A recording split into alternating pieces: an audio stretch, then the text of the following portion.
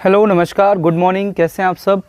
तो current affair की video के साथ हम हाजिर हो गए हैं और आज बात करने वाले हैं करंट अफेयर के कुछ 6, 7, 8, 10 क्वेश्चन पे। तो चलिए स्टार्ट करते हैं। पहले क्वेश्चन की ओर बढ़ते हैं। यहाँ पर आप देख रहे हैं पहला क्वेश्चन लिखा हुआ है कि national mineral development corporation, Hindi में इसको बोलते हैं भारतीय खनिज एवं विकास निगम, शॉर्ट में इसको बोलते हैं NMDC। अब NMDC की अगर बात करें तो इसके नए प्रबंध और अध्यक्ष और प्रबंध निदेशक जो बनाए गए हैं उनका नाम है सुमित देव। तो सुमित देव साहब जो हैं वो भारतीय खनिज एवं विकास निगम लिमिटेड के अगले अध्यक्ष और प्रबंध निदेशक होंगे। अब अगर कुछ नेशनल मिनरल डेवलपमेंट कॉरपोरेशन यानी भारतीय खनिज एवं विकास निगम की अगर बात करें तो ये भारत का सबसे बड़ा लौह अयस्क उत्पादक है। ठीक है, क्या कर रहा है भारत में सबसे ज़्यादा जो है लौह अयस्कों का उत्पादन कौन करता है, ये आपका NMDC ही करता है। दूसरा एक पॉइंट और अगर देखें तो इसका जो कॉर्पोरेट कार्यालय है, इसका जो कॉर्पोरेट ऑफिस है वो कहाँ पर स्थित है, वो आपका हैदराबाद में स्थित है। हैदराबाद में इसका कॉर्पोरेट कार्यालय या कॉर्पोरेट ऑफिस आपका स्थित है।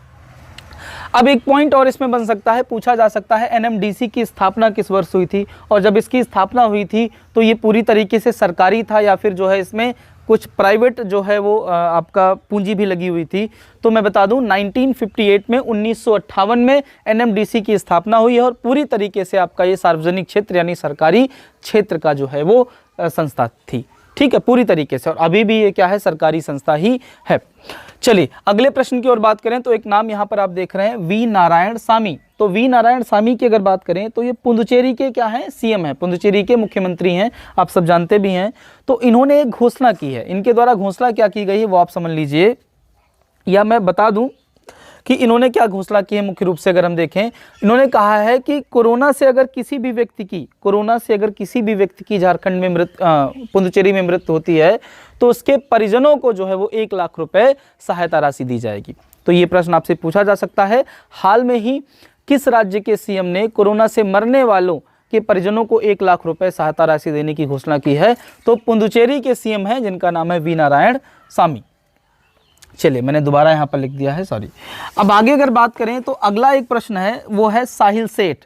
तो साहिल सेठ के बारे में मैं आपको पहले बता दूं कि मुंबई में ये क्या है, मुंबई कस्टम के डिप्टी कमिश्नर हैं अभी ये। साहिल सेठ मुंबई कस्टम के डिप्टी कमिश्नर हैं और इनके साथ हुआ क्या है वो आप जान लीजिए।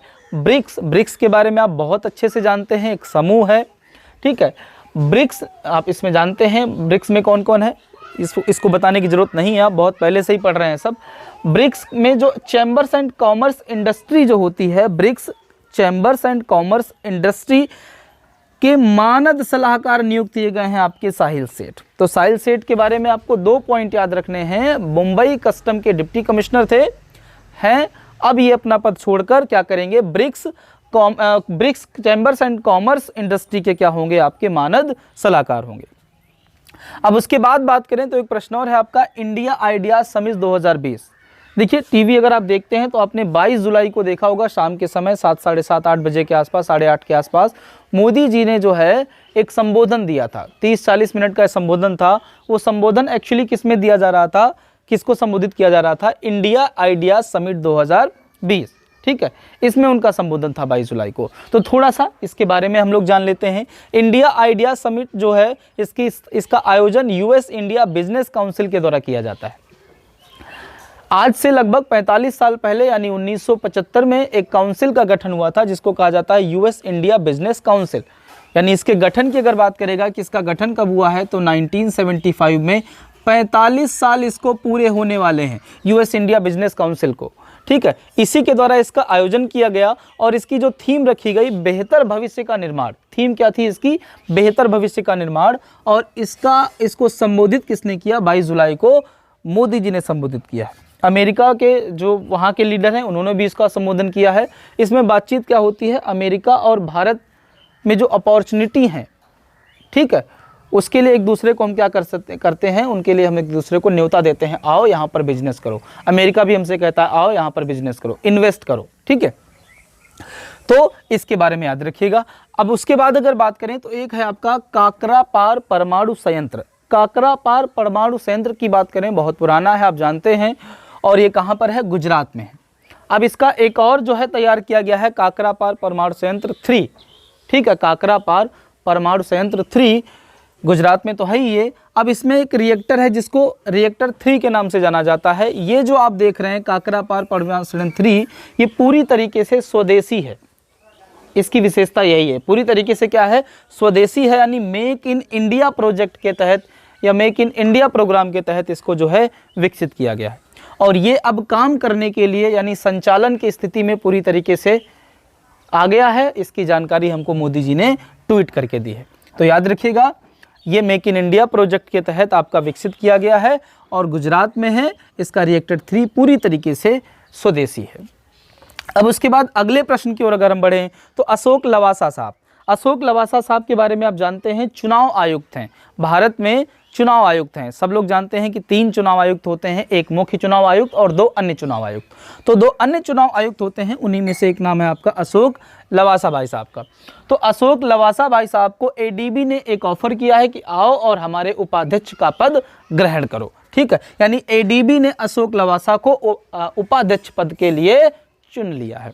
अब ऐसे में क्या करना होगा, अशोक लवासा साहब को अपना जो पद है चुनाव आयुक्त वाला वो छोड़ना पड़ेगा, ठीक है, याद रखिए अपना पद चुनाव आयुक्त वाला छोड़ना पड़ेगा। अब यहीं पर एक पॉइंट, एक प्रश्न बन जाता है, चुनाव आयुक्त जितने भी होते हैं इनके इतिहास की अगर हम बात करें तो दूसरी बार ऐसा होगा कि कोई चुनाव आयुक्त अपना जो है पद बीच में ही छोड़कर किसी दूसरी संस्था को ज्वाइन कर लेगा। इनसे पहले नागेंद्र जो हैं चुनाव आयुक्त थे हमारे, उन्होंने चुनाव आयुक्त का पद छोड़कर अंतर्राष्ट्रीय कोर्ट में न्यायालय के रूप में ज्वाइन किया था। ये भाई साहब क्या करेंगे, ये एडीबी एशियन डेवलपमेंट बैंक में अध्यक्ष के रूप में ज्वाइन करेंगे, ठीक है। अब अगर एडीबी की बात करें तो इसके अध्यक्ष हैं मात्सुंग अस्कावा, क्या नाम है इनका, मात्सुंग अस्कावा, और ये 10वें अध्यक्ष हैं एडीबी के।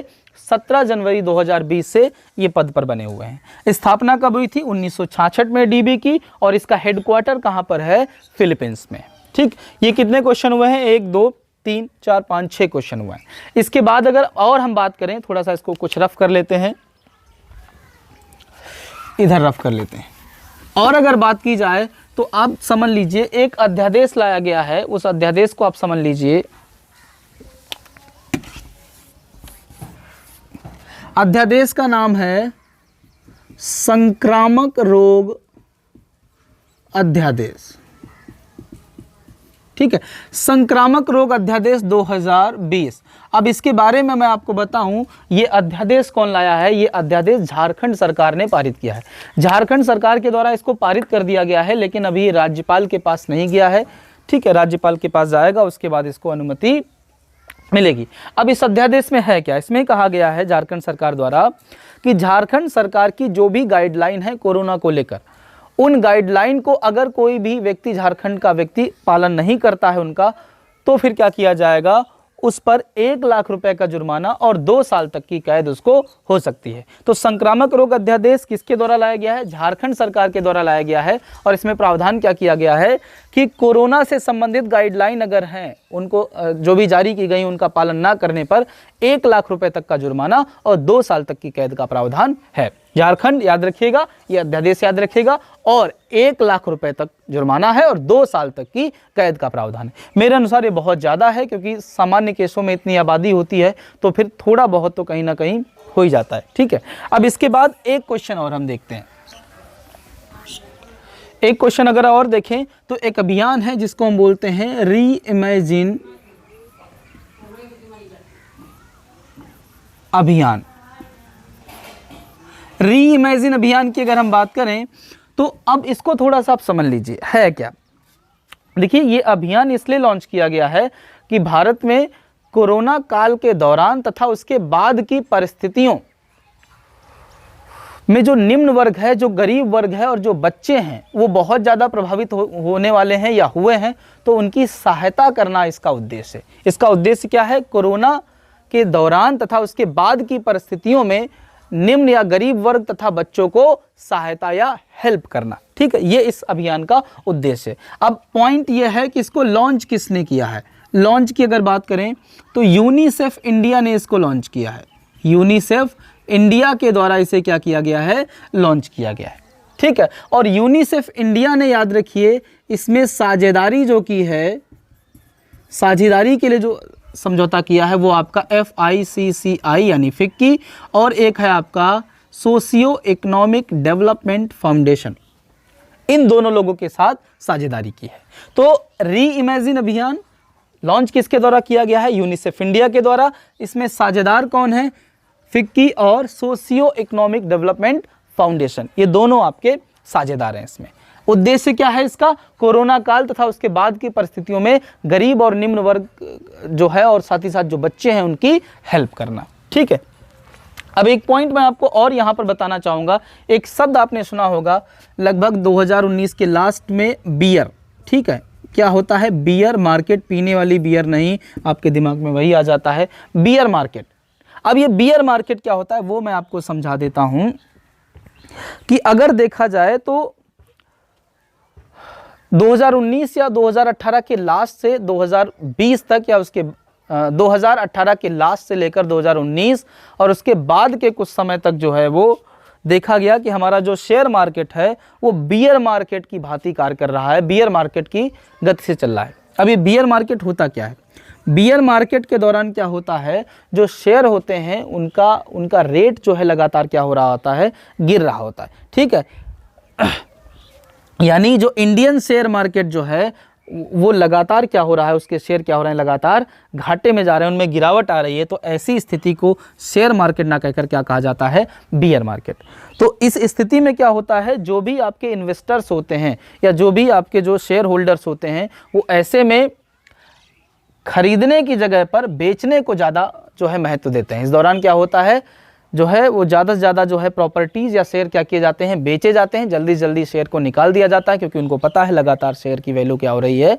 गिर रही है। और कंपनियां जो हैं वो छटनी शुरू कर देती हैं, लोगों को काम नहीं देती हैं बल्कि काम से लोगों को निकालना स्टार्ट कर देती हैं। तो उसी स्थिति को क्या कहा जाता है? Beer market. ठीक, उम्मीद कर रहा हूँ ये कुछ 5, 7, 8 क्वेश्चन जो हैं वो आपको समझ में आए होंगे। और अगला करंट अफेयर वीडियो कल आपको मिलेगा, 2-2, 3-3 मैं बनाऊंगा। और साथ ही साथ पॉलिटी को बिल्कुल स्टार्टिंग से स्टार्ट कर रहा हूँ, भाग 1 से स्टार्ट करूँगा पॉलिटी को। शाम का उसका एक वीडियो आ जाएगा। और अगर ये वीडियो आपको जो है अच्छा लगा हो तो प्लीज़ वीडियो को लाइक करें और चैनल को सब्सक्राइब करें और वीडियो को ज़्यादा से ज़्यादा लोगों में शेयर करें। ठीक है, आप करिए ना प्लीज़। अगर आप नहीं करेंगे तो फिर कौन करेगा? आप सोचते हैं चलो मैं नहीं कर रहा हूँ, कोई दूसरा कर देगा, मेरे एक लाइक से क्या हो जाएगा या मेरे एक सब्सक्राइब से क्या हो जाएगा? तो भैया बहुत कुछ होगा, प्लीज़ आप कर दो, please. Thank you very much.